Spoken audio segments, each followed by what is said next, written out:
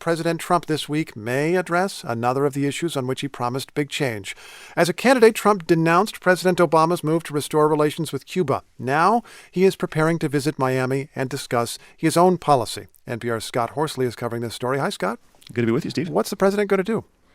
Well, the White House has been officially mum so far, so plans could certainly change between now and Friday. But a congressional source close to the deliberations says Trump is expected to backtrack from the Obama-era push towards closer ties with Cuba. Backtrack, that doesn't mean break off relations with Cuba, does it?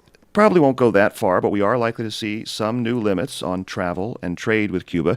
James Williams leads an advocacy group called Engage Cuba that has been working to foster closer ties, and he warns one change being contemplated would limit Americans to one trip to Cuba per year, and that includes Cuban Americans. So imagine your mother is sick in Cuba, your grandmother is sick. You might have to decide between going to see her in the hospital bed before she dies or going to the funeral.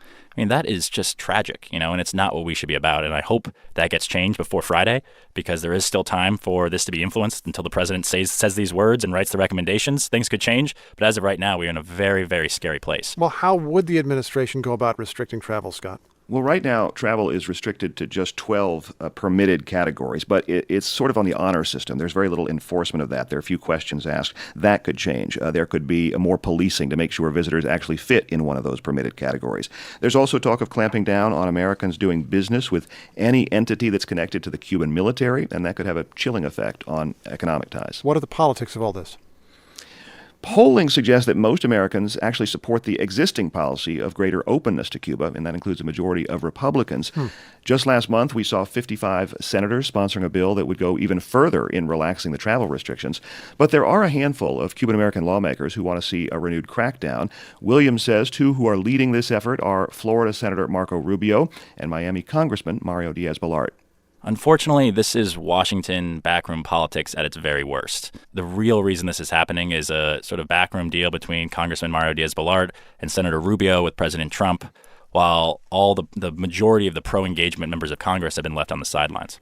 Now, Diaz-Balart, I should say, provided one of the crucial votes in the House for the GOP health care bill. And the congressman said in a statement, "I will never waste an opportunity to fight for the interests of our community and our country." Now, both the congressman and Senator Rubio reflect a sort of classic conservative attitude of the Cuban exile community in South Florida. But even there, that's a shrinking attitude. There was a survey last year by Florida International University, which found even among Cuban Americans in South Florida, most want to lift the decades-old embargo. But I want to be clear on this, Scott. Your reporting shows an inclination by the White House not to completely roll back Obama's policies that Trump criticized very harshly, but to tweak them. That's right. Most people don't think the president will go so far as to shutter the U.S. embassy in Havana or completely break off diplomatic ties. And there is a certain business momentum that is going to continue to push for greater openness. Last year, when President Obama traveled to Cuba, Carlos Gutierrez, who was the former Commerce Secretary under George W. Bush, went along with him. And he said at the time, every new visitor, every new business deal made it that much more difficult to reverse Obama's policies. I spoke to Gutierrez yesterday, and he said there are also strategic reasons for Trump not to go too far. The president is very concerned with immigration. He's very concerned with drugs, with crime. Having Cuba on our side is a very good thing for each of those three.